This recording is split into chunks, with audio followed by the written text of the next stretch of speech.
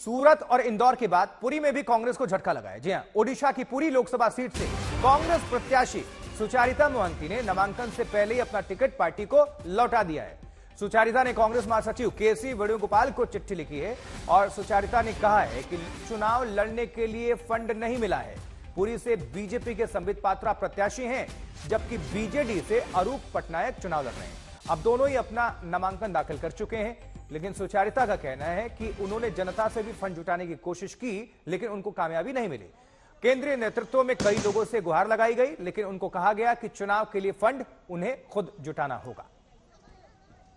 तो पहले सूरत में कांग्रेस को झटका लगा था, वहां के प्रत्याशी ने अपना नामांकन वापस ले लिया था, नाम वापस ले लिया था, और फिर इंदौर में भी कांग्रेस प्रत्याशी ने न सिर्फ नामांकन वापस लिया, नाम वापस लिया, बल्कि वो बीजेपी में चले गए, उन्होंने ज्वाइन कर लिया। और अब ओडिशा पुरी, तो प्रत्याशी सुचारिता मोहंती का कहना क्या है, चलिए उनको सुनते हैं। Party had given me the ticket, but I returned the ticket because party was not able to fund me. Then another reason is in my 7 assembly segments, in some of the seats, winnable candidates haven't been given the ticket. Instead, some weak candidates have got the ticket. So it was not possible for me to campaign.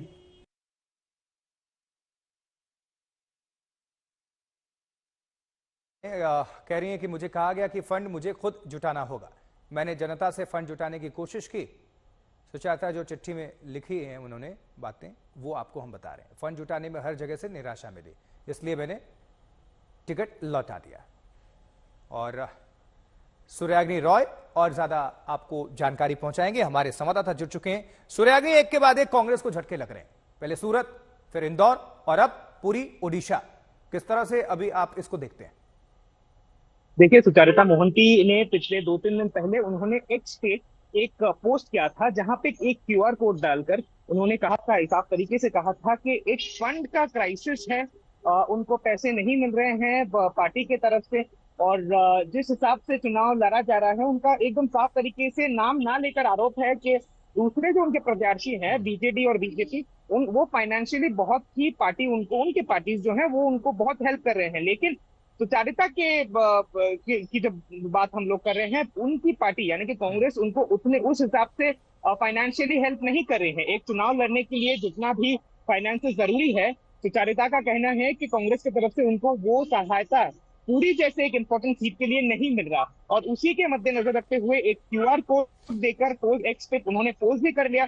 फिर आज उन्होंने अपना nomination जो है वो withdraw भी कर लिया, और वो इस बार चुनाव से पूरी से वो नहीं लड़ेंगे। आशुतोष, तो दोनों ही प्रत्याशियों ने, चाहे बीजेडी हो या बीजेपी, उन्होंने नामांकन भी दाखिल कर दिया है। तो अब कांग्रेस की तरफ से क्या कोई प्रतिक्रिया आई है कि अब अगला कदम उनका क्या होगा? और अब ये जो मुकाबला था, पहले मान लीजिए कि त्रिपक्षीय, अब तो द्विपक्षीय हो गया, बीजेडी वर्सेस बीजेपी।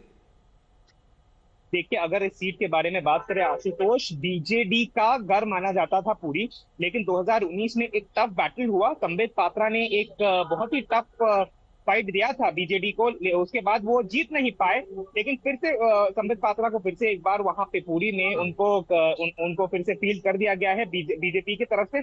और इस बार देखना होगा कि क्या बीजेडी के पास ये सीट रहता है या फिर कुछ दूसरा रिजल्ट आता है। ठीक है आशुतोष, सुराग्नि, बहुत बहुत शुक्रिया इस खबर पर जानकारी पहुंचाने के लिए। लेकिन तब और अब 5 साल में बदला यह है कि संबित पात्रा वहां डेरा जमाए हुए हैं और लोगों से मुलाकात कर रहे हैं और चुनावी प्रचार कर रहे हैं।